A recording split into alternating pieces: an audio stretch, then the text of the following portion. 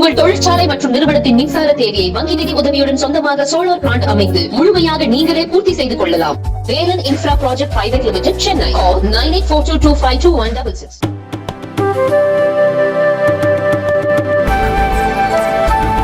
அதிமுகவின் பெயர், கொடி, சின்னம், லெட்டர் பேட் ஆகியவற்றை பயன்படுத்த தடை விதிக்கப்பட்டதை எதிர்த்து முன்னாள் முதல்வர் ஓ பன்னீர்செல்வம் தொடர்ந்த வழக்கில் எந்த இடைக்கால உத்தரவும் பிறப்பிக்க முடியாது என சென்னை உயர்நீதிமன்றம் மறுப்பு தெரிவித்துள்ளது.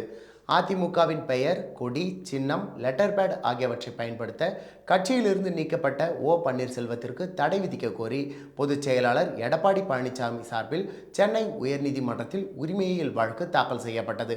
இந்த வழக்கை விசாரித்த தனி நீதிபதி அதிமுகவின் பெயர், கொடி, சின்னம், லெட்டர் பேட் ஆகியவற்றை பயன்படுத்த ஓ பன்னீர்செல்வத்திற்கு நிரந்தர தடை விதித்து உத்தரவிட்டார். இந்த உத்தரவை எதிர்த்து பன்னீர்செல்வம் தரப்பில் சென்னை உயர்நீதிமன்றத்தில் மேல்முறையீடு செய்யப்பட்டுள்ளது. அந்த மேல்முறையீட்டு மனுவில் ஒருங்கிணைப்பாளர், இணை ஒருங்கிணைப்பாளர் பதவிகள் காலாவதி ஆகிவிட்டதா இல்லையா என்பது குறித்து நிலுவையில் இருக்கும் மூல வழக்கில்தான் முடிவு செய்ய முடியும் என உயர்நீதிமன்றமும் உச்சநீதிமன்றமும் கூறியுள்ளது.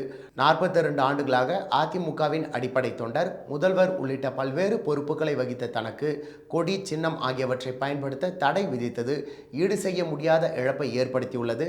கொடி, சின்னம் ஆகியவற்றை பயன்படுத்துவதால் பிரச்சனை ஏற்படுவதாக பொதுமக்களோ அல்லது கட்சியின் தொண்டர்களோ புகார் அளிக்காத நிலையில் எடப்பாடி பழனிசாமி தனிப்பட்ட முறையில் மனு தாக்கல் செய்துள்ளார். அதிமுகவின் பொதுச் செயலாளராக எடப்பாடி பழனிசாமியை தேர்தல் ஆணையம் முழுமையாக அங்கீகரிக்கவில்லை. 2 விதமான கட்சி விதிகளை தேர்தல் ஆணையம் இணையதளத்தில் பதிவேற்றி இருக்கின்றது என்று மனுவில் தெரிவிக்கப்பட்டது. இந்த வழக்கு நீதிபதிகள் சுப்பிரமணியன் மற்றும் ஆர் சக்திவேல் ஆகியோர் அடங்கிய அமர்வில் விசாரணைக்கு வந்தது. அப்பொழுது ஓ பன்னீர்செல்வம் தரப்பில் ஆஜரான வழக்கறிஞர் இரட்டை இலை சின்னத்தை தனது தலைமையில் இருந்த மதுசூதனனுக்கே தேர்தல் ஆணையம் வழங்கியது. இரட்டை இலை சின்னம் கோரி தேர்தல் ஆணையத்தை அணுக தடை விதிக்க கூடாது என கேட்டுக்கொண்டார்.